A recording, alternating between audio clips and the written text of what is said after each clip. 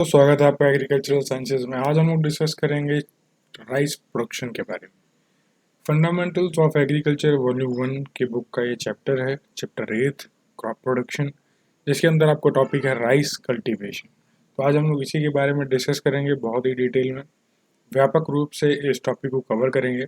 तो चैनल को सब्सक्राइब कर लीजिएगा, वीडियो को लाइक करिएगा और एंड तक जरूर देखिएगा, जिससे कि सारे कॉन्सेप्ट्स आपके क्लियर हों राइस कल्टीवेशन से रिलेटेड। तो चलिए अब हम लोग डिस्कशन को स्टार्ट करते हैं।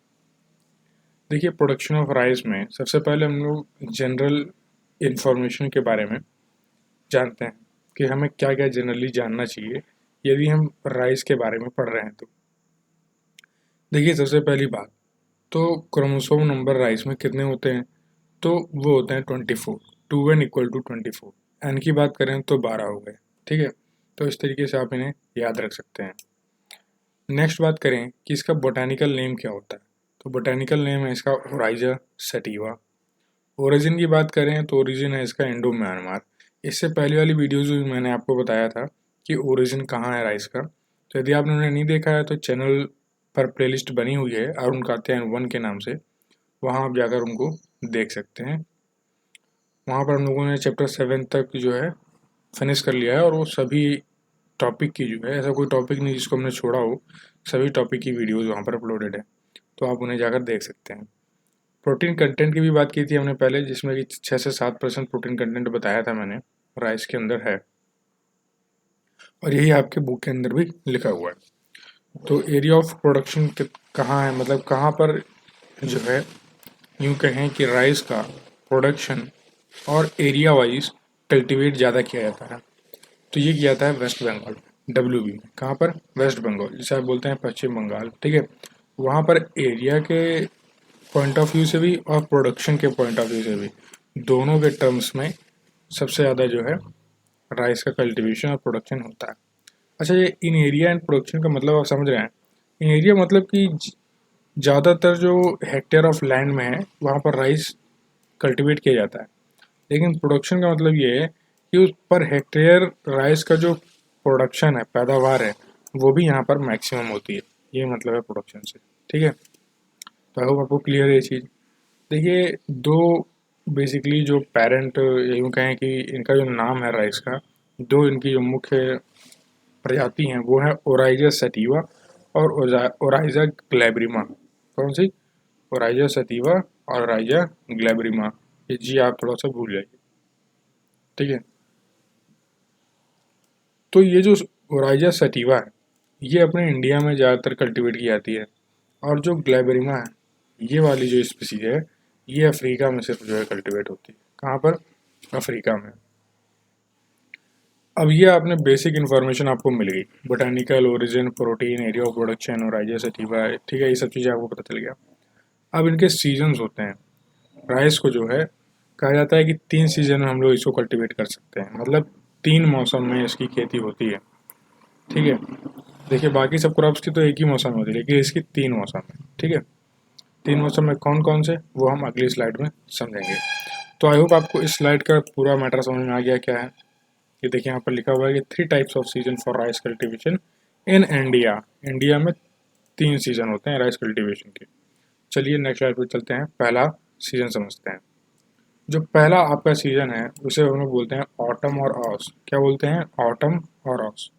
क्या होता है इसका मतलब? ऑटम मतलब तो आप जानते होंगे, लेकिन ऑस का मतलब क्या है ये समझिए। देखिए, जो ऑस वर्ड है ये डिराइव हुआ है संस्कृत वर्ड से। किससे डिराइव हुआ है? संस्कृत वर्ड से, जिसका मतलब है क्विक अर्ली राइस वैरायटी। जिसका मतलब क्या है कि यहाँ पर जो राइस की वैरायटी होगी वो अर्ली राइस वैरायटी होगी, मतलब वो मेच्योर्ड काफ़ी पहले हो जाएगी। और इसको बोया कब जाता है? इस वैरायटी को during pre monsoon period show कर दिया जाता है, और हार्वेस्ट इसको किया जाता है अगस्त सितंबर में। इसीलिए इसको हम लोग बोलते हैं ऑटम राइस। क्या बोलते हैं? ऑटम राइस, क्योंकि इसी समय इसको हार्वेस्ट किया जाता है, ऑटम में। ठीक है,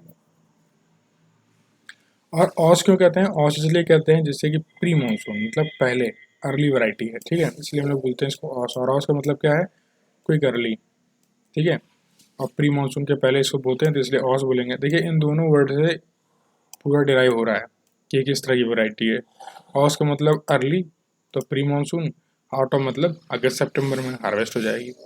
नेक्स्ट बात करें अमन, खरीफ, विंटर, तो इसमें भी यही चीज़ है। इसमें भी सिर्फ इसी के नाम से पूरी इसकी जो है कहानी पता चल जाती है। जैसे देखें क्या पता चल रहा है इसमें। इसमें ये पता चल रहा है कि जो अमन वर्ड है ये बताता है स्टेबिलिटी ऑफ क्रॉप को। किसको बताता है? स्टेबिलिटी ऑफ क्रॉप को। और जो खरीफ है ये किसको बताएगा? ये बताएगा आपको समर सीजन को। और विंटर क्या बताएगा? विंटर आपको बताएगा ठंडी के मौसम को। तो कैसे ठंडी और समर कैसे यहाँ पे बता रहा है ये समझ लेते हैं। देखिए अमन राइस को कहा जाता है कि ये क्या है? विंटर राइस है, क्योंकि इसको हम हार्वेस्ट कब करते हैं? विंटर में करते हैं। देखिए जो हार्वेस्टिंग जो टाइम है उसी के अकॉर्डिंग हम लोग राइस को नाम दे रहे हैं, उसका नामकरण उसी हिसाब से कर रहे हैं। जो ऑटम में हार्वेस्ट हुई उसको हमने बोला ऑटम राइस, जो ठंडियों में विंटर में हार्वेस्ट हो रही है उसको हमने बोला विंटर राइस। ठीक है, अगर विंटर राइस है और इसको हार्वेस्ट हम विंटर में कर रहे हैं तो ग्रो कब करेंगे बता सकते हैं? विंटर से वही आप लगभग जो है 3 महीने या 3.25 महीने पहले चले जाइए, उसी समय क्या होगा? इसकी बुआई हो जाएगी। ठीक है, मतलब खरीफ मतलब समर सीजन। चलिए अब आगे बढ़ते हैं। नेक्स्ट जो आपका आने वाला है, देखिए 2 सीजन निकल गए। एक हो गया आपका मानसून वाला, एक हो गया आपका विंटर वाला, मतलब खरीफ में जब समर सीजन में बो दिया आपने। नेक्स्ट जो आपका आ गया वो है बोरो या फिर समर सीजन जिसको बोलते हैं, समर राइस। ठीक है, तो बोरो रेफर करता है ऐसी कंडीशन में राइस को उगाना जिसमें कि जो प्लांट होगा आपका वो सबमर्ज्ड होगा। क्या होगा? सबमर्ज्ड होगा। सबमर्ज्ड का मतलब थोड़ा और क्लियर तरीके से बताता हूँ मैं। इसका मतलब है कि राइस हमेशा सबमर्ज्ड कंडीशन में तो ग्रो होगी, लेकिन lower in elevation land area में। कैसा? Lower in elevation land areas में राइस का जो कल्टीवेशन होगा वो सबमर्ज्ड कंडीशन में होगा। ठीक है, तो आई होप आपको इतना क्लियर है। कब इसको ग्रो किया था? तो जनवरी फरवरी में इसको ग्रो किया था और अप्रैल मई में हार्वेस्ट कर लिया जाता है। इसीलिए इसको हम लोग बोलते हैं समर राइस। क्या बोलते हैं? बोरो राइस। ठीक है, अच्छा देखिए समर में इसको जो है क्या कर लिया जाता है? हार्वेस्ट कर लिया जाता है। अब फरवरी में इसको बोया जाता है, इसीलिए हम उसे क्या बोलते हैं? समर क्रॉप बोलते हैं। ये तो आप समझ गए। अब boro rice harvested in summer season, ये भी आप समझ गए। लेकिन ये सबमर्ज्ड वाली कंडीशन क्या है, ये क्यों किया जा रहा है, ये समझ पा रहे हैं आप? ये समझ इसलिए नहीं पा रहे हैं, थोड़ा सा और दिमाग लगाइए समझ जाएंगे। देखिए कैसे। देखिए फरवरी में इसको बोया जा रहा है और अप्रैल मार्च में, अप्रैल मई में हार्वेस्ट कर लिया जा रहा है। देखिए जो टाइम ड्यूरेशन है यहाँ पर, देखिए वाटर स्कैर्सिटी मतलब गर्मी काफ़ी ज़्यादा होने लगती है। फरवरी के बाद ठंडियाँ चली जाती हैं तो ह्यूमिडिटी वैसे भी कम रहती है। तो जब ह्यूमिडिटी कम है, पानी में वाटर वेपर्स की क्वांटिटी एवं कहें कि अमाउंट कम है, तो पानी तो आपको आर्टिफिशियली ज़्यादा देना पड़ेगा प्लांट को। तो इसीलिए हम लोग इसको submerge land lower in elevation वाला जो टर्म है, ये सेंटेंस है, इसलिए हम लोग यहाँ पर यूज़ कर रहे हैं। तो आई होप आप समझ गए। नेक्स्ट अगर हम लोग बात करें तो हमने बात कर लिया 3 वैरायटियों के बारे में कि कौन कौन सी वैरायटी है राइस में सीज़न के अकॉर्डिंग। ठीक है, अब हम लोग बात करेंगे कि जो ओराइजा सटीवा है इसके पास 3 वैरायटीज़ हैं। कितनी वैरायटी हैं? 3 वैरायटी। मैंने आपको 2 वैरायटी बताई, 2 स्पीसीज बताई, एक ओराइजा सटीवा और एक ओराइजा ग्लेबरिमा, जो कि सिर्फ और सिर्फ साउथ अफ्रीका में कल्टीवेट होती है। अपने इंडिया में ओराइजा सटीवा होता है। इंडिया में क्या, एशिया में कह सकते हैं आप कि ओराइजा सटीवा होता है। तो ओराइजा सटीवा के पास 3 वैरायटियाँ हैं। कौन कौन सी 3 वैरायटियाँ हैं उनको भी जान लेते हैं। तो जो पहली वैरायटी है वो आपकी है इंडिका राइस की। कौन सी? इंडिका राइस, ये जो यहाँ पर लिखा है। ठीक है, तो इंडिका राइस आपकी पहली वैरायटी है ओराइजा सटीवा के अंदर, जिसके कुछ फीचर्स यहाँ लिखे हुए हैं। जैसे कि ये ट्रॉपिकल राइस है, इंडिया में ग्रो करती है, ऑनलेस और शॉर्ट ऑन है, मतलब जो इसकी ऑन्स हैं, बाली हैं, वो क्या होंगी? छोटी होंगी। ठीक है, लेट इन मेच्योरिटी, मेच्योरिटी में मतलब थोड़ा सा जो हार्वेस्टिंग जो टाइम है इसका वो थोड़ा सा लंबा होगा, लॉन्ग होगा। स्टेम कैसी होंगी? तो लॉन्ग स्टेम होंगी इसकी। तो इंडिका आप समझ गए क्या है। नेक्स्ट जो राइस की वैरायटी है ओराइजा सटीवा के अंदर वो है जापानी का राइस। इसके नाम से समझ में आ रहा है कि ये किस रीजन का राइस है। ये है जापान का राइस। कहाँ कल्टीवेट किया जाता है इसको? जापान में कल्टीवेट किया जाता है। किस तरह का जो है टेम्परेचर होना चाहिए या वो रीजन किस तरीके का है? तो टेम्परेट और सब ट्रॉपिकल जो है रीजन में इसको कल्टीवेट किया जाता है।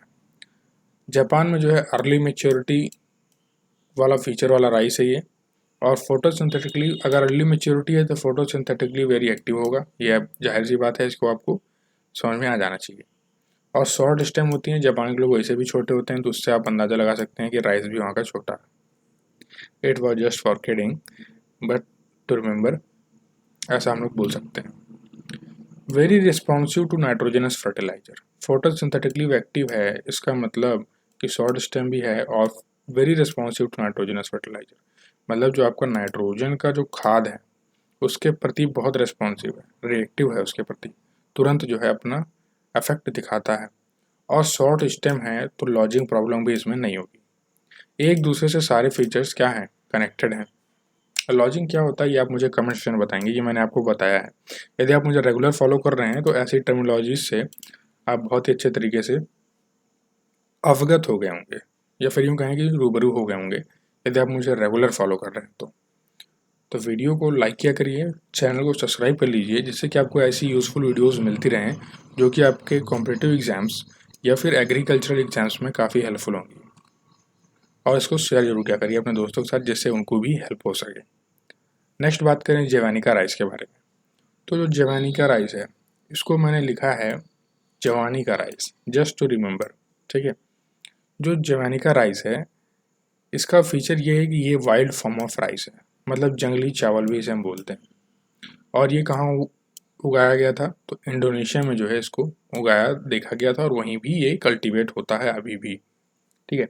अच्छा, एक जो है हम लोग अगर वैरायटी और स्पीसीज की बात कर ही रहे हैं चावल की, तो मैं आपको बता दूं कि एक काला चावल है। कौन सा चावल? काला चावल, ब्लैक राइस बोलते हैं। किस रीजन में जो है ग्रो किया जाता है अपने इंडिया में? क्या बता सकते हैं? एक हेल्प मैं आपको दे देता हूँ, एक हिंट, कि नॉर्थ ईस्ट रीजन में जो है ये ब्लैक राइस कल्टिवेट किया जाता है। ठीक है। अब किस स्टेट में किया जाता है ये अब आप बताएंगे। देखिए, मैं कुछ स्टेजेस आपको बताता हूँ कि राइस कल्टीवेशन में कौन कौन से स्टेजेस आती हैं। सबसे पहली बात तो सीडलिंग। जो आप नर्सरी बनाते हैं तो सीडलिंग्स तो बनाएंगे ही बनाएंगे। ठीक है, सीडिंग करेंगे। फिर जो है जब प्लांट में 3 से 4 लीव्स आ जाती हैं, तब ये इसका मतलब ये साइन होता है कि अब आप इसको ट्रांसप्लांट कर सकते हैं फील्ड में। तब हमने इसको ट्रांसप्लांट कर दिया। अब ये वाला जो यहाँ तक जो फेज होता है, ये वाला यहाँ तक, ठीक है, यहाँ तक जो फेज होता है इसको बोलते हैं हम लोग वेजिटेटिव फेज। क्या बोलते हैं? Vegetative phase. इसका मतलब इस समय प्लांट अपने आप को खूब मजबूत कर रहा होता है, अपने आप को खूब स्टेबल कर रहा होता है। तो ट्रांसप्लांटिंग के बाद जो फेज आता है वो आता है टिलर नंबर का, मतलब अब इसमें से कितने ज़्यादा स्टेम्स निकलेंगे बाहर। ठीक है, वो हो गया टिलर। टिलर क्या होता है? चलिए कमेंट सेक्शन में बताइएगा, हालांकि मैंने हिंट दे दिया आपको, लेकिन फिर भी आप बताइएगा टिलर क्या है। ठीक है, तो टिलरिंग फेज के बाद जो फेज आएगी वो आएगी पैनिकल फॉर्मेशन की। तो पैनिकल फॉर्मेशन से लेके हार्वेस्टिंग तक जो फेज है इसको हम लोग बोलते हैं रिप्रोडक्टिव फेज। क्या बोलते हैं? Reproductive phase. और इसको हम लोग क्या बोलते हैं? Vegetative phase. ठीक है, ये आपको इतना समझना है। फिर फ्लावरिंग होती है, फ्लावरिंग होती है, फिर उसके बाद फ्रूट्स आते हैं, मतलब कि चावल इसमें फॉर्मेशन होने लगता है, और फिर हम लोग एट लास्ट हार्वेस्ट कर लेते हैं। ठीक है, तो भाई आपको ये साइकिल समझ में आ गई है, ऐसी मैं आशा करता हूँ। अब हम लोग डिस्कस करते हैं फर्दर टर्मिनोलॉजीज़ के बारे में, जो कि इम्पोर्टेंट हैं आपको जानना यदि आप राइस कल्टीवेशन के बारे में पढ़ रहे हैं तो। और ये सबसे इम्पोर्टेंट तब होती हैं ये टर्मिनोलॉजीज़, आपके तब साबित होती हैं महत्वपूर्ण, जब आप प्रैक्टिकल या वाइवा या इंटरव्यू देने जा रहे होते हैं। तो ऐसी टर्मिनोलॉजीज़ को ज़रूर पूछा जाता है, जिससे आप अक्सर जो है इग्नोर कर देते हैं। जैसे कि पैनिकल किसको बोलते हैं? तो पैनिकल बोलते हैं राइस के इन्फ्लोरेसेंस को। किसको बोलते हैं? राइस के इन्फ्लोरेसेंस को बोलते हैं। नेक्स्ट, हल किससे मिलके बना होता है? तो लेमा प्लस पैलिया, दोनों को मिला के हम लोग बोलते हैं हल। ठीक है, लेमा क्या है, पैलिया क्या है? तो जो आपका लेमा है इसको हम लोग बोलते हैं आउटर ब्रैक्ट ऑफ राइस, मतलब मान लीजिए कि ये राइस है, ठीक है, ये राइस है और इसके ऊपर ये कवरिंग होती है ना इसमें। अब राइस डायरेक्ट तो आपको मिल नहीं आता है एप्पल की तरह कि उसमें जो है सीधे तोड़ के खा लीजिए, ठीक है, उसके ऊपर कवरिंग भी होती है राइस के ऊपर। राइस उसके अंदर होता है, सेफ रहता है, जैसे अखरोट रहता है सेफ, तो वैसे ही जो है राइस भी सेफ रहता है। तो ये राइस है और ये आउटर ब्रैक्ट है। तो साहब ये जो अगल बगल वाला ब्रैक्ट है ना, ये वाला पोर्शन, इसको हम लोग बोलते हैं लेमा। और ये जो चीज़ है अंदर, इसको हम लोग बोलते हैं ग्रेन, और इसी को बोलते हैं पैलिया। क्या बोलते हैं? पैलिया। तो लेमा प्लस पैलिया को टुगेदर हम लोग बोलते हैं हल। क्या बोलते हैं? हल। तो आई होप आपको ये चीज़ क्लियर है। अब बात करें एक और टर्मिनोलॉजी की, जो कि है टेस्ट वेट। क्या होता है टेस्ट वेट? तो टेस्ट वेट हम बोलते हैं वेट ऑफ 1000 ग्रेन्स को, जो कि इक्वल टू होता है 25 ग्राम। राइस के 25 ग्राम को हम लोग बोलते हैं टेस्ट वेट। इसमें कितने ग्रेन्स होते हैं? तो 1000 ग्रेन्स होते हैं। ये आपके मल्टीपल चॉइस क्वेश्चंस में फॉर्म हो सकता है ये क्वेश्चन। पूछा जाए राइस कैसा क्रॉप है, किस तरह का पॉलिनेशन इसमें होता है, तो सेल्फ पॉलिनेटेड क्रॉप है राइस, और शॉर्ट डे प्लांट है। शॉर्ट डे प्लांट का मतलब क्या समझते हैं आप? शॉर्ट डे प्लांट का मतलब ये है कि इसको जो डे लेंथ है, मतलब दिन इसको नहीं पसंद है, नाइट लविंग प्लांट है। क्या है? नाइट लविंग प्लांट है। ये है शॉर्ट डे का मतलब। तो आई होप आपको क्लियर हो रहे हैं सारे जो वर्ड्स हैं जो कि आपको जानना चाहिए। देखिए, प्लीम्यूल इज कवर्ड बाय कोलियोप्टाइल। जो प्लीम्यूल है ये कवर्ड होता है कोलियोप्टाइल के द्वारा, ठीक है। या यूँ कहें कि कोलियोप्टाइल प्लीम्यूल के द्वारा कवर्ड किया जाता है। और radicle by coleorhiza in embryo, और कोलोराइजा रेडिकल द्वारा, ठीक है। ये मैं आपको जब आपको नेक्स्ट स्लाइड में हम लोग चलेंगे तो उसमें आपको ये चीज़ क्लियर करूँगा कि कैसे जो है ये एक दूसरे को कवर कर रहे हैं। कार्डिनल टेम्परेचर बोला जाता है राइस में कि जो आपका कार्डिनल टेम्परेचर है वो 30 टू 32 डिग्री सेल्सियस होना चाहिए। मतलब 30 से 32 डिग्री सेल्सियस का टेम्परेचर बेस्ट माना जाता है राइस के लिए, कल्टीवेशन के लिए। ये कार्डिनल टेम्परेचर क्या होता है? सब टेम्परेचर समझ गए, लेकिन कार्डिनल टेम्परेचर नहीं समझे हम। कार्डिनल टेम्परेचर मतलब कि ऐसा टेम्परेचर जहाँ पर सीड बहुत ही आसानी से ग्रो कर सके। Seed can germinate in its optimum temperature, मतलब जितनी उसकी आवश्यकता है उसी आवश्यकता अनुसार उसी तापमान में वो आराम से ग्रो कर सके बिना किसी रुकावट के। तो ये है आपका कार्डिनल टेम्परेचर। ये देखिए इस पिक्चर में आपको कवर होगा कोलियोप्टाइल और कोलियोराइजा का कॉन्सेप्ट। देखिए ये तो आपका मेन ग्रेन है, यहाँ से दो ऐसे निकलेंगे शाखाएं, ठीक है।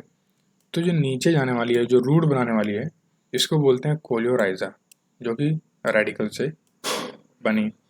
और जो प्लीम्यूल से जो बनेगी, ठीक है, जो आगे स्टेम बनाने वाली है, जैसे टिलर फॉर्मेशन होने वाला है, उसे आप बोलेंगे कोलियोप्टाइल। तो ठीक है, आई होप आपको ये चीज़ क्लियर हो गई, कोई डाउट नहीं इसमें। चलिए आगे बढ़ते हैं। अब हम लोग डिस्कस करेंगे हलिंग के बारे में। हलिंग क्या है?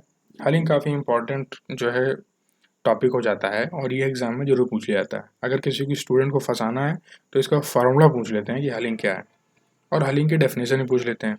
तो हलिंग का बहुत ही सिंपल कॉन्सेप्ट ये है कि जितनी भी कवरिंग्स हैं, जितने भी लीव्स हैं, जितने भी हस्क और स्टेम हैं, इन सब को निकाल के बाहर फेंक दो, और हमें सिर्फ मतलब किससे? ग्रेन्स ऑफ राइस से। मतलब हमको सिर्फ चावल दे दो, बाकी सारा सामान आप ले जाओ।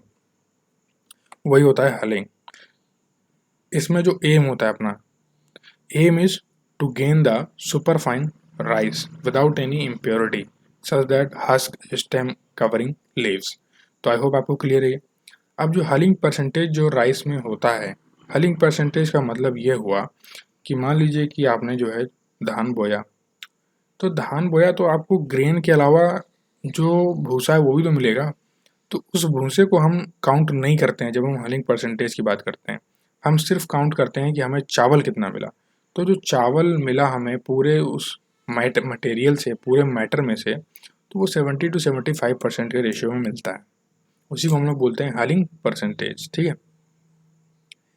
इसके 3 फॉर्मूले हैं निकालने के लिए हलिंग परसेंटेज के। पहला है weight of rice upon weight of paddy grain into 100। दूसरा है weight of hulled rice upon weight of unhulled rice into 100। और थर्ड है आपका weight of rice without husk divided by weight of rice with husk. मतलब नीचे impurities, ऊपर जो है साफ साफ ग्रेन इनटू 100। ये इसका जो है कॉमन सेंस है याद करने का फॉर्मूला। तो होप आपको क्लियर हो गया हलिंग क्या चीज़ है। नेक्स्ट बात करें तो ये मैं आपको दिखा देता हूँ थोड़ा सा, वही जो कोलियोप्टाइल था उसी का थोड़ा एक और बढ़िया सा पिक्चर। ये देखिए यहाँ सीड है, ये रूट बनने लगेंगी, कोलियोराइजा, ये कोलियोप्टाइल यहाँ से निकल रहा है, फिर टू लीव यहाँ से निकलने लगेगी। ठीक है, चलिए अब हम लोग बात करते हैं राइस के वैरायटी के इतिहास के बारे में, कि कैसे जो है राइस की वैरायटियों का जन्म हुआ, क्या इनका इतिहास रहा है। तो इसके बारे में अब हम लोग डिस्कस करेंगे। देखिए सबसे पहले जो राइस की वैरायटी आई वो थी आपकी TN1। कौन सी थी? TN1, ये आपकी जो वैरायटी थी। तो इसको द्वितीय विश्व युद्ध के बाद, मतलब after second world war, Taiwan में इसको जो है डेवलप किया गया। ताइवान में इसको कहाँ डेवलप किया गया? एक जो है ताइचंग इंडस्ट्रियल एरिया है, वहाँ पर इसको जो है डेवलप किया गया। ये यहाँ पर लिखा हुआ है ताइचंग नेटिव। कहाँ का नेटिव है? TN1 ताइचंग का, जो कि ताइवानीज सिटी है, जो कि इंडस्ट्रियल सिटी है। ठीक है, तो वहाँ इसको डेवलप किया गया आफ्टर सेकेंड वर्ल्ड वॉर। अब समझे द्वितीय विश्व युद्ध के बाद इतना हंगर क्राइसिस हुआ था, तो उसके चलते जो है राइस की वैरायटी को डेवलप किया गया। इस तरीके से आप याद रख सकते हैं इसको। नेक्स्ट बात करें तो TN1 किसके क्रॉस से बनाया गया था? किन दो वैरायटी के क्रॉस से बना था? तो पहला जो वैरायटी थी वो थी DGO वूजेन, काफ़ी इंपॉर्टेंट है, पूछ लिया जाता है एग्जाम में। और दूसरी जो वैरायटी का जो क्रॉस कराया गया था वो साई यंगचंग थे। कौन थे? साई यंगचंग। तो इन दोनों को मिला के बना TN1। डीजी वूजेन कैसा वैरायटी थी? तो ये ड्वार्फ थी और एंड रेस्पॉन्सिव थी, नाइट्रोजनस रेस्पॉन्सिव वैरायटी थी। और जो साई यंगचंग थी ये टॉल थी और ड्रॉट रेजिस्टेंस थी। कैसी थी? ड्रॉट रेजिस्टेंस थी। तो ये जो है ताइवानीज ने डेवलप किया। फिर डॉक्टर TT चैंग ने TN1, डीजी वूजेन और आई जो जे है इसको ताइवान से RRI मनीला में लेके चले आए। ठीक है, कौन लेके आए? ये डॉक्टर TT चैंग जो थे, ये TN1 को और डीजी वूजेन और ये IGO-J जो कि वैरायटी थी, ये ताइवान से मनीला ले आए। फिर जब ये मनीला ले आए तो यहाँ मिले हेनरी M बीशल, ये ब्रीडर थे। इन्होंने क्या किया, इस वैरायटी को इवॉल्व कर दिया मनीला में। ठीक है, इवॉल्व किया और इवॉल्व करके बनाया IR8। क्या बनाया? IR8 बना दिया इन्होंने। कैसे बनाया इन्होंने IR8? तो IR8 कहा जाता है कि ये भी जो है डीजी वूजेन के ही पेरेंट से बनाया गया, मतलब यही इसका पेरेंट है। कैसे बना? ये जब आप क्रॉस देखेंगे तो समझ में आ जाएगा कैसे पेरेंट है। पेरेंट ऐसे है कि डीजी वूजेन का यूज इसमें भी हुआ, बट जो नेक्स्ट वैरायटी थी वो थी इंडोनेशियन वैरायटी, जो इसको बोलते हैं हम लोग पेटा। क्या बोलते हैं? पेटा। तो पेटा के साथ क्रॉस करके बनाया IR8। फर्स्ट टाइम भारत में एक वैरायटी थी जो कि इंट्रोड्यूस की गई थी जीवी चालम के द्वारा 1964-65 में। ठीक है, मनीला में। वो ये थी कि 2 किलो जो है इस वैरायटी को इंट्रोड्यूस किया गया था। IR8 जो वैरायटी थी इसने TN1 को आउट टील्ड कर दिया, मतलब उसको बाहर फेंक दिया। कैसे बाहर फेंक दिया? बाहर फेंकने का मतलब ये हुआ कि जो ईल्ड थी, जो पैदावार थी, वो IR8 की बहुत बढ़िया थी TN1 के मुकाबले। और इसको जो है इंडिया में 1966 में इंट्रोड्यूस कर दिया, तो लोग इसको अब कल्टीवेट करने लगे थे। डीजी वूजेन का मतलब ये होता है कि ब्राउन टिप्ड शॉर्ट लेग्ड, मतलब जो ब्राउन टिप होगी इसकी और शॉर्ट लेग्ड हो गई। नेक्स्ट बात करें तो जया के बारे में। फिर धीरे धीरे जो है नई नई वैरायटीज इवॉल्व होती रही जैसे जैसे ज़रूरत पड़ती रही। तो जया क्रॉस बनी TN1 ताइवानीज वैरायटी और इंडियन वैरायटी की TF141 की। Evolve by doctor Shastri, first rice is developed under the India rice programme. तो ये जो वैरायटी थी ये आपकी इंडिया राइस प्रोग्राम के तहत इसको इवॉल्व किया गया था बाय डॉक्टर शास्त्री। याद रख सकते हैं आप, इंडिया राइस प्रोग्राम के तहत कौन सी डिराइव की गई? इवॉल्व की गई। तो जया को इवॉल्व किया गया, किसने किया? तो डॉक्टर शास्त्री ने किया। ये आप याद रखेंगे। ठीक है, नेक्स्ट बात करें तो ये TN1 और IR8 दोनों को इसने पिछाड़ दिया पैदावार के मामले में, और इसी के लिए इसको कहा जाता है मिरेकल राइस ऑफ इंडिया, जादुई चावल भी कहते हैं भारत का जया को। तो ये आप याद रख सकते हैं, काफ़ी इंपॉर्टेंट हो गई ये variety. Padma is the reverse product of parent Jaya. तो जो पद्मा वैरायटी है ये जस्ट इसी का उल्टा है। T-N4 को पहले पहले रख दीजिए और TN1 जो टाइवानीज वैरायटी है इसको बाद में रख दीजिए, तो ये बन गया पद्मा। ठीक है। जगन्नाथ म्यूटेंट वैरायटी है T141 इंडियन वैरायटी की, और CR1041 जो कि T90 इंडिका उरंग उरांगन जैवानिका राइस को मिलाकर बना हुआ है। तो इसके बारे में आगे हम लोग और देखते हैं। तो जो CR1041 है इसको 1988 में रिलीज़ किया गया, जो कि पॉपुलर हुई सबसे ज़्यादा 3 स्टेट्स में, उड़ीसा में, आंध्र प्रदेश में, वेस्ट बंगाल में। इसको कहा जाता है कि सुपर फाइन ग्रेन वैरायटी थी, मतलब इसके जो ग्रेन्स थे बहुत ही सुपर फाइन क्वालिटी के थे, और 3 से 4 टन पर हेक्टेयर इसकी जो है ईल्ड हमें देखने को मिल रही थी। सबमर्ज्ड कंडीशन में इनको उगाया जाता था। ठीक है, ये इसकी खास बातें थी। फिर जो है जब हम वैरायटी को इवॉल्व कर ही रहे थे तो हमें कुछ डिसीजेस का सामना हुआ राइस में। तो डिसीज का सामना कौन से डिसीज़ का हुआ?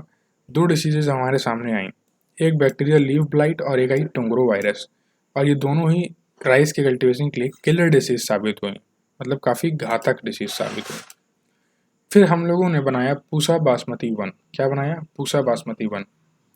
ये वर्ल्ड की सबसे पहली हाई यील्डिंग ड्वार्फ वैरायटी थी और क्वालिटी ऑफ राइस के मामले में बहुत अच्छी थी, जो कि IARI में डेवलप की गई और through the convergent breeding technique के तहत। कॉन्वर्जेंट ब्रीडिंग क्या होता है? इसमें हम लोग क्या करते हैं, इम्प्रूव करते हैं वैरायटी को buy back crossing and selection के मेथड से। ठीक है, तो आई होप आपको कॉन्वर्जेंट ब्रीडिंग भी यहाँ पर क्लियर है। तो इस टेक्नोलॉजी का यूज़ करके हमने पूसा बासमती 1 को बनाया। नेक्स्ट बात करें तो डीप वाटर राइस वैरायटीज़ के अंदर कौन कौन सी जो है वैरायटी को डेवलप किया गया। फर्दर बहुत सारी जो है वैरायटीज़ आई, और बस इनको आप नाम जान लीजिए, ये आपसे जो है पूछ लिए जाते हैं MCQs में कि कौन सी डीप वाटर राइस वैरायटी है, कौन सी सेंटेड वैरायटी है, ठीक है, कौन सी बासमती है इसमें। तो बस इतना ही आपको जानना है इसमें। जैसे कि डीप वाटर राइस वैरायटी में आपको जानना है चकिया, 59, मधुकर, जलमग्न। देखिए डीप वाटर से वाटर है तो वाटर इसमें कुछ कुछ वैरायटीज़ में तो जल आपको सामने दिख जाएगा, जैसे कि आप जो है जलमग्न देखिए, जल आ गया। जय सूर्या देखिए, जलादि देखिए 1 एंड 2।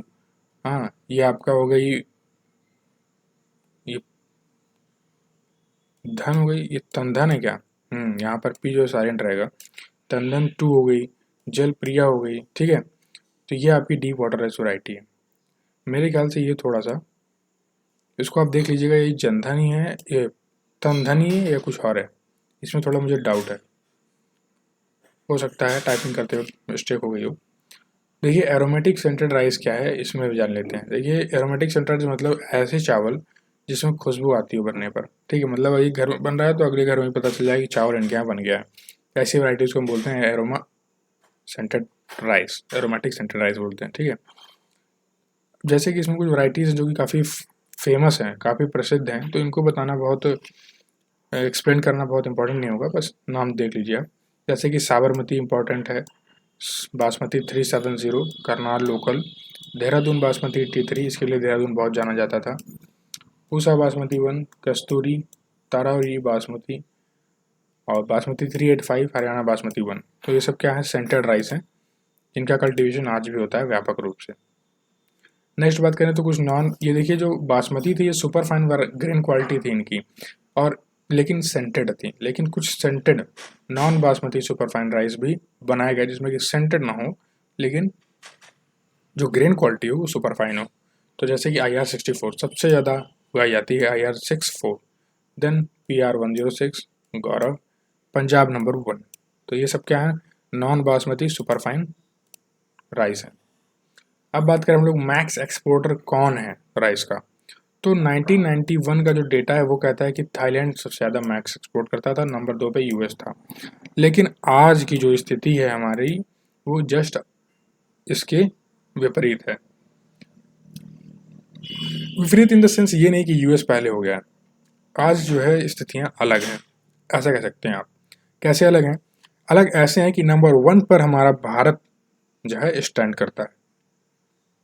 इंडिया इस समय मैक्स राइस एक्सपोर्टर है। देखिए उस समय थाईलैंड 4 मिलियन टन एक्सपोर्ट करता था, और आज हम लोग लगभग यूँ समझ लीजिए कि अराउंड 200 मिलियन टन या 300 मिलियन टन के आसपास हम लोग इसको एक्सपोर्ट कर रहे हैं। और नंबर 2 पे वियतनाम है, जो कि उस समय 1990s में यूएस हुआ करता था, और उस समय इंडिया लाई करता था 5th पोजीशन में। देख रहे हैं कितनी बेहतरीन तरीके से हम लोगों ने जो है तरक्की इसमें की है in the production of rice के मामले में।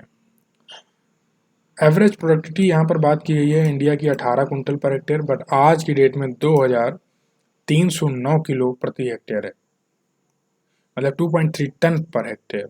समझ सकते हैं कितनी खतरनाक तरीके से हम लोगों ने जो है ग्रोथ दिखाई है इसमें। वी शेप्ड का ग्रोथ है इसमें, वी शेप्ड का। पहले एकदम डिक्लाइन हो रहे थे, लेकिन बाद में हम लोगों ने इतना बेहतरीन जो है इसमें प्रोग्रेस दिखाया कि सबको पीछे कर दिया और नंबर 1 पर हम लोग बैठ गए हैं। Role of nitrogen in rice plant. Nitrogen का क्या रोल है राइस के प्लांट में, ये बहुत इंपॉर्टेंट हो गया। देखिए, राइस के प्लांट में नाइट्रोजन का रोल ये है कि जो टिलर्स होते हैं ना, टिलर्स मतलब मैंने आपको बताया पहले क्या होते हैं टिलर्स, ठीक है। तो टिलर जो होते हैं उनकी मॉर्टेलिटी रेट को रोकने के लिए, उनकी मॉर्टी मतलब उनके जो है टिलर्स की मृत्यु ना हो, उनकी ग्रोथ को बरकरार रखने के लिए बराबर हमें नाइट्रोजन की जो कंटेंट है, जो नाइट्रोजन का यूँ कहें कि जो अमाउंट है वो कम नहीं पड़ना चाहिए प्लांट के लिए, उसको बराबर हमें देते रहना चाहिए। बराबर देने का मतलब ये है कि कैसे आप बराबर देंगे, तो टॉप ड्रेसिंग के टाइम पे आपको 2% के लेवल से ऊपर रखना है नाइट्रोजन का लेवल, तो आप उसे बोलेंगे कि अब आपने ऑप्टिमम लेवल में नाइट्रोजन दे दिया, और मोर्टेलिटी रेट उससे क्या होगा आपका बहुत लो हो जाएगा। फिर आपके जो प्लांट्स है वो डाई नहीं करेंगे और पीले नहीं पड़ेंगे, बराबर हरे हरे रहेंगे और बढ़िया जो है ग्रोथ उसमें देखी जाएगी। और जितना बढ़िया टिलर रहेगा उतनी बढ़िया आपको यील्ड मिलेगी। जितने टिलर्स उतने उसमें उतने फल। जब आपकी जो है शाखाएं नहीं होंगी तो फल कहाँ से मिलेगी, ठीक है। अब बात करते हैं yield constants in cultivars of different maturity groups. मतलब कैसे आप जो है अलग अलग वैरायटी की मैच्योरिटी ग्रुप्स, मतलब अलग अलग मैच्योरिटी वाले वैरायटी वाले राइस के कैसे आप पहचानेंगे कि उनमें यील्ड कांस्टेंट्स क्या है, मतलब कि यील्ड को कैसे पहचानेंगे कि किस वैरायटी में किस बेसिस पर डिसाइड किया जाए कि उसकी यील्ड बढ़िया होगी। तो अर्ली वैरायटी में जो इसका फीचर है पहचानने का वो ये है कि ग्रेन नंबर हम पर पानिकल देखेंगे कि कितना है, तब हम मानेंगे कि अर्ली मैच्योरिटी वाली जो राइस है वो कितना यील्ड देगी। मीडियम जो ड्यूरेशन वाली वैरायटी है उसमें हम गिनते हैं स्पाइकलेट की स्टेरलिटी को, उससे पता लगाते हैं कि यील्ड हमें कैसे मिलने वाली है। जो लेट वैरायटीज़ हैं, ये लेट वैरायटीज़ हैं जो इसमें हम पता करते हैं पैनिकल्स पर यूनिट एरिया के अकॉर्डिंग कि यील्ड हमें कैसे मिलेगी। और जो लो लाइट इंटेंसिटी जो लेट मेच्योरिटिंग वैरायटी है, जो लो लाइट में जो है उगती है, कल्टिवेट किया जाता है, ये जो है सफ़र कर जाती है ड्यू टू मोर्टेलिटी के कारण, तो इसमें जो है यील्ड वैसे भी कम हो जाती है। तो लेट मेच्योरिंग वैरायटी में थोड़ा सा कंडीशंस हैं। अब बात करें फास्फोरस के बारे में, तो फास्फोरस का जो आप देखते हैं आमतौर पर किसान डाई अमोनियम फॉस्फेट जो कि डीएपी है, इसका छिड़काव करते हैं धान के लिए। लेकिन हालांकि ये एसएसपी जो सिंगल सुपर फॉस्फेट है उससे तो बेहतरीन होती है, उससे क्या होती है, उससे सुपीरियर होती है। लेकिन इससे भी सुपीरियर एसएसपी और डायमोनियम फॉस्फेट डीएपी से सुपीरियर जो है फास्फोरस का कंपाउंड वो अमोनियम पॉलीफॉस्फेट है, जो कि कॉम्प्लेक्स पी फर्टिलाइजर है। दोनों का जो है सुपीरियर वर्जन है, डाई डीएपी का भी और सिंगल सुपर फॉस्फेट का भी। तो यदि आप अमोनियम पॉलीफॉस्फेट डालते हैं तो ये आपका जो है नाइट्रोजन फास्फोरस फिक्सेशन काफ़ी बेहतरीन कर देता है। और एसिड क्ले और लोमी सॉइल जो होती हैं, ठीक है, उसमें काफ़ी जल्दी जो है फिक्सेशन अपना कर लेता है और रिक्लेम कर देता है ऐसी सॉइल्स को, मतलब उनको दोबारा से उनके अंदर जीवन जो है ला देता है ऐसी मृदा में, ठीक है। एसिड मतलब वही जो आपकी अम्लीय जो मृदा होगी जिसमें एसिडिटी ज़्यादा होगी सॉइल में, तो ऐसी सॉइल को ये रिक्लेम करने में हेल्प करता है। नेक्स्ट बात करें रोल ऑफ जिंक के बारे में, तो जिंक डेफिशिएंसी राइस में एक बहुत ही मेजर प्रॉब्लम है। अगर इंटेंसिवली कल्टीवेट किया जा रहा है राइस को तो काफ़ी मेजर प्रॉब्लम है जिंक डेफिशिएंसी की सॉइल में, खास करके सैलाइन सोडिक सॉइल में। नॉर्मली देखा जाए तो जो सॉइल का एप्लीकेशन होता है वो 40 किलो पर हेक्टेयर होता है 3 सीजन क्रॉप में। लेकिन हम कहते हैं कि यदि आप सलाइन सोडिक सॉइल में इनिशियल एप्लीकेशन आप कर देते हैं 100 किलो का, कितना 100 किलो का इन 3 सक्सेसिव सीजन्स में, तो आपकी जो यील्ड है वो आपको बेहतर मिलेगी, हायर ग्रेन यील्ड मिलेगी। आपको क्या मिलेगी, हायर ग्रेन ईल्ड मिलेगी, मतलब जो ग्रेन होगा वो आपको ज़्यादा मिलेगा आपके प्लांट में। तो ये आपका जिंक का रोल हो गया। बात करें जिप्सम की, तो जिप्सम क्या है, जिप्सम का फिक्सेशन भी काफ़ी इंपॉर्टेंट है यदि आपको बेहतर ईल्ड चाहिए तो इसमें अगर pH 9.5 टू 9.7 है तो एक्सचेंजेबल सोडियम को लाने के लिए सॉइल में हमें जिप्सम का यूज़ करना पड़ता है 70 to 50% in the very first season में, और 3 टन जिप्सम प्रति हेक्टेयर के रेट पर और ग्रीन मैन्योर 6 टन प्रति हेक्टेयर के तौर पर यदि मिक्स कर डाल दिया जाए तो काफ़ी इफेक्टिव होते हैं सलाइन अल्कली सॉइल को रिक्लेम करने में और जिप्सम के कंटेंट को फिक्स करने में इन द सॉइल। नेक्स्ट बात करें तो रोल ऑफ आयरन के बारे में। आयरन टॉक्सिसिटी भी काफ़ी मेजर प्रॉब्लम है राइस के अंदर। तो दो हमने जो है मेजर प्रॉब्लम देखी, एक जिंक की और एक आयरन की। तो जिंक तो हम समझ गए क्या कर रहे हैं उसमें, और आयरन के लिए हम क्या करते हैं ये भी देख लेते हैं। जैसे कि मेजर प्रॉब्लम है राइस प्रोडक्शन के लिए आयरन टॉक्सिसिटी ज़्यादातर एसिडिक सॉइल में, जैसे कि अल्टीसॉल्स, ऑक्सीसॉल्स और एसिड सल्फेट सॉइल्स में। ठीक है, तो इसके लिए क्या करते हैं हम, वैरायटी टॉलरेंट जो है बनाते हैं, मतलब टॉलरेंट वैरायटीज़ को इवॉल्व करते हैं। क्या करते हैं, इवॉल्व करते हैं, जैसे कि आयरन जैसी टॉक्सिसिटीज़ को आराम से झेल पाए। तो इसमें सबसे जो टॉलरेंट वैरायटी है आयरन से रिलेटेड वैराइटी की, वो है फाल्गुना वैरायटी, जो कि बहुत ज़्यादा बढ़िया टॉलरेंट वैरायटी है आयरन टॉक्सिसिटी से निपटने के लिए। अगर आप फाल्गुना वैरायटी, अगर आपकी सॉइल जो है इस प्रकार की है जिसमें कि हाईली एसिड है, अल्टी सॉइल, ऑक्सी सॉइल्स हैं, एसिड सल्फेट सॉइल्स हैं। अब आप कहेंगे कैसे पहचानेंगे आप एसिड सॉइल सल्फेट से, क्या है भैया, सॉइल सैंपलिंग लेके जाइए, टेस्ट कराइए। किसान विज्ञान केंद्र बने हुए हैं, केवीकेस बने हुए हैं हर जगह। तो वो किस लिए बने हुए हैं, किसान यदि वहाँ नहीं जाएगा तो कैसे उसको पता चलेगा कि क्या जो है दिक्कतें आ रही हैं उसको खेती करने में, क्यों इसकी पैदावार बढ़िया नहीं हो रही है। तो वहाँ जाइए, पूछिए चीज़ों को, सॉइल टेस्ट कराइए अपना। ठीक है, तो ये सब चीज़ें आपको वहाँ से पता चलेंगी। तो वहाँ जब आप जाएंगे तो बताएंगे आपकी भाई आयरन जो है टॉक्सिसिटी है आपके सॉइल में, तो आपको बताएंगे आप फाल्गुना वैरायटी को वो रिकमेंड करेंगे कि आप उगाइए। या फिर और भी इस समय तो काफ़ी ज़्यादा जो है वैरायटीज़ आ गई हैं जो कि टॉलरेंट है आयरन से। देन नेक्स्ट हम लोग बात कर चुके जो है मेन जो है आपके न्यूट्रिएंट्स के बारे में, जिनकी डिफिशियंसी से आपकी यील्ड अफेक्ट हो सकती है।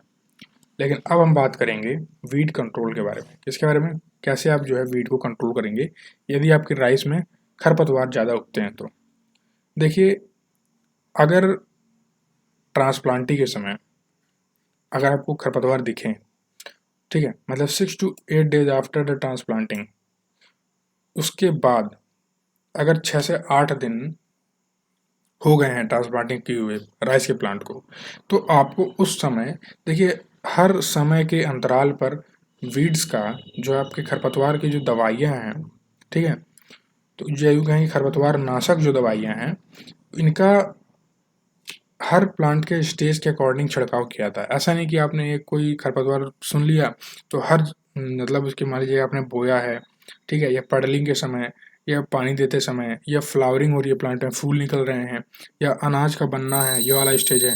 तो ऐसे स्टेजेस में आप जो है यदि सेम खरपतवार का यूज़ करेंगे या यूँ कहें कि खरपतवार नाशक का यूज़ करेंगे तो आपको बेहतर रिजल्ट नहीं मिलेगा। हर स्टेज के अकॉर्डिंग जो है वीड कंट्रोल अलग अलग होता है। जैसे कि प्रोपेनिल में देखें तो प्रोपेनिल में 3 kg का जो है, यदि आप 8 लीटर पानी में, मतलब 3 kg 8 लीटर पानी में मिलाइए, फिर उसको 600 लीटर 400 से 600 लीटर के पानी में मिलाकर 6 से 8 दिन बाद ट्रांसप्लांटिंग के आप इसको छिड़काव कर दीजिए। तो आपके जो है क्या होगा, वीड्स कम हो जाएंगे। नेक्स्ट बात करें ब्यूटाक्लोर के बारे में। तो जो ब्यूटाक्लोर है इसको आप प्री इमरजेंसी के टाइम पर इनकॉर्पोरेट करते हैं। फ्लूक्लोरालिन है जो आपका, इसको आप कहते हैं पडलिंग के टाइम पे इनकॉर्पोरेट। नाइट्रोफेन है, इसको आप करेंगे प्री इमरजेंसी के टाइम पर। ठीक है, तो ये हो गए आपके वीडीसाइड्स। कौन कौन से, प्रोपेनिल हो गए, ब्यूटाक्लोर हो गए, फ्लूक्लोरालिन हो गए, नाइट्रोफेन हो गया। ठीक है, नेक्स्ट है जो आपका वो है क्रिटिकल स्टेजेस ऑफ वाटर, जैसे कि booting stage most critical stage है इसमें, देन टिलरिंग स्टेज है, देन प्रीमोडिया ग्रोथ है जो कि 40 से 60 दिन बाद आती है, और जो टिलरिंग स्टेज है 20 दिन में आ जाती है। क्रिटिकल स्टेज आप जानते हैं जिसमें पानी भरा होता है, बूटिंग स्टेज को बोलते हैं।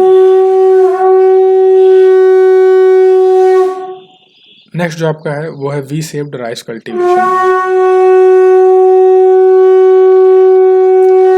एक सेकंड, थोड़ा सा जो है मंदिर में पूजा हो रही है।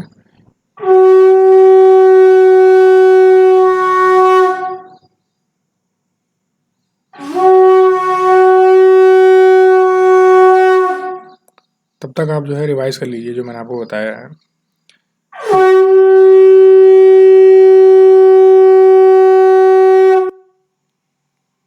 तो जो वी शेप्ड राइस कल्टीवेशन है, इसमें क्या है कि पहले जो है प्रोग्रेस कम देखी गई। मैंने आपको पहले बताया शुरुआती दौर में कि राइस का जो कल्टीवेशन का जो प्रोग्रेस है वो पहले कम देखा गया, फिर लास्ट में ये बढ़ता गया जैसे जैसे इवॉल्व होती गई वैरायटी। तो इसका जो फील्ड एक्सपेरिमेंट किया था वो क्या था, मत्सुशिमा ने 1967 में। इसमें इन्होंने क्या किया कि हैवी एप्लीकेशन किया नाइट्रोजन का। तो नाइट्रोजन फर्टिलाइजर की इन्होंने काफ़ी हैवी एप्लीकेशन किया और इन्होंने बताया कि हर सक्सेसिव ग्रोथ स्टेज पे जो है हमने काफ़ी ज़्यादा नाइट्रोजन का यूज़ किया और हमें जो कर्व मिला ईल्ड में वो वी शेप्ड का मिला। मतलब हमें प्रोग्रेस दिखाई दी।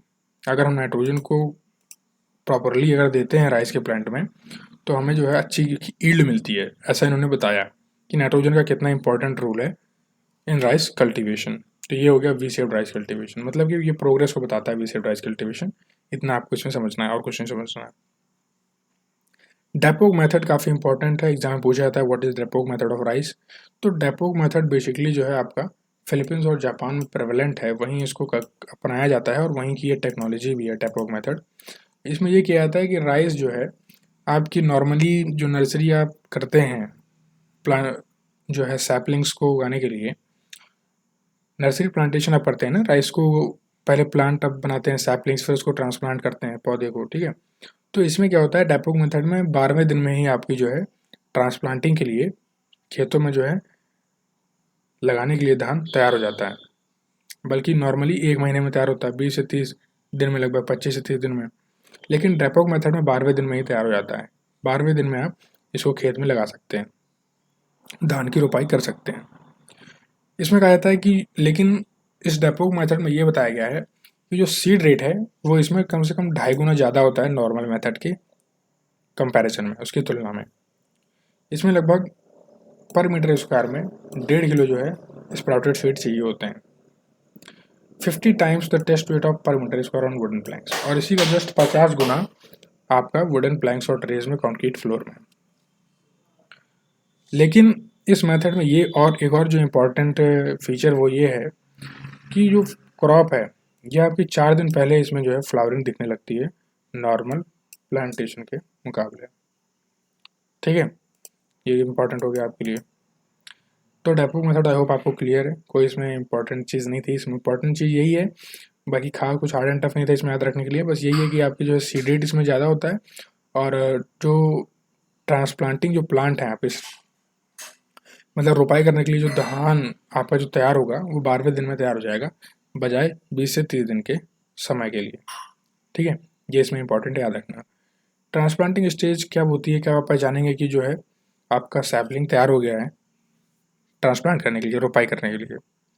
तो जब कम से कम 3 से 4 जो है पत्तियाँ निकल आएँ, ठीक है, तो हम जानेंगे कि जो है हमारा सैपलिंग तैयार हो गया है रोपाई करने के लिए। लगभग 20 से 30 दिन नॉर्मली खरीफ सीजन में, और इसमें जो स्पेसिंग दी जाती है रोपाई करते वक्त पर सैपलिंग वो आपकी 20 से 15 सेंटीमीटर की दी जाती है। और 30 से 35 दिन में रबी सीजन में तैयार हो जाता है सैपलिंग आपका, जिसमें कि स्पेसिंग दी जाती है 15 बाई 15 की, ठीक है। इसमें 20 से 15 और इसमें 15 बाई 15। नेक्स्ट बात करें हाइब्रिड राइस की, तो कुछ हाइब्रिड राइस हैं जो कि डेवलप की गई चाइना द्वारा 1975 में cytoplasmic male sterility fertility restorer gene system के टेक्नोलॉजी के माध्यम से। 1994 में इंडिया में रिलीज़ की गई 5 हाइब्रिड वैराइटीज़ जो कि कॉमर्शियल कल्टीवेशन के लिए, जैसे कि APRHI, APRS2, KRH1, MGR1 जो कि तमिलनाडु की है, CNRHY, KRS3 कर्नाटका की है, DRRH1, PHB71 is the bar. ये ऐसी एक जो है वैरायटी है जो कि प्राइवेट ऑर्गेनाइजेशन द्वारा रिलीज़ की गई, PHB1। तो P लिखा गया मतलब प्राइवेट ऑर्गेनाइजेशन द्वारा ये हाइब्रिड को इवॉल्व किया गया। तो ये इंपॉर्टेंट हुआ आपका। ये आप थोड़ा सा जो है आप समझ सकते हैं कि कॉन्ट्रेडेंस किसको बोलते हैं, रेडिकल क्या है, प्रीम्यूल क्या है, टेस्टा किसको बोलेंगे। तो ये आप इसे समझ सकते हैं। इसको इस सीट को हमने ओपन कर दिया है, ठीक है। ये आपको समरी दी गई है मैंने यहाँ पर कि कैसे हम लोग राइस के स्टेजेस आते हैं, कैसे हम लोग राइस को फाइनली ऑब्टेन करते हैं। पहला तो ग्रेन, फिर लैंड प्रिपरेशन करेंगे, प्लांट इस्टेब्लिशमेंट करते हैं, वाटर मैनेजमेंट करते हैं, न्यूट्रिएंट मैनेजमेंट करते हैं, पेस्ट मैनेजमेंट करते हैं, हार्वेस्टिंग करते हैं, फिर ड्राइंग करते हैं, फिर स्टोरेज करते हैं और फिर मिलिंग करके super fine grain quality market में इंट्रोड्यूस कर देते हैं। तो आई होप आपको पूरा जो है सेशन समझ में आया राइस कल्टीवेशन से रिलेटेड। कोई भी कहीं पर भी अगर डाउट है तो आप कमेंट सेक्शन में पूछिए। और यदि आपको वीडियो अच्छा लगा आपको कि आपको जानकारी मिली, इससे कुछ हासिल हुआ, आपको चीज़ें समझ में आई, तो वीडियो को लाइक करें और अपने दोस्तों के साथ ज़रूर शेयर करें। और इसी तरह की वीडियोज़ के साथ हम लाते रहते हैं, बेल आइकन को ज़रूर टैप कर लीजिएगा।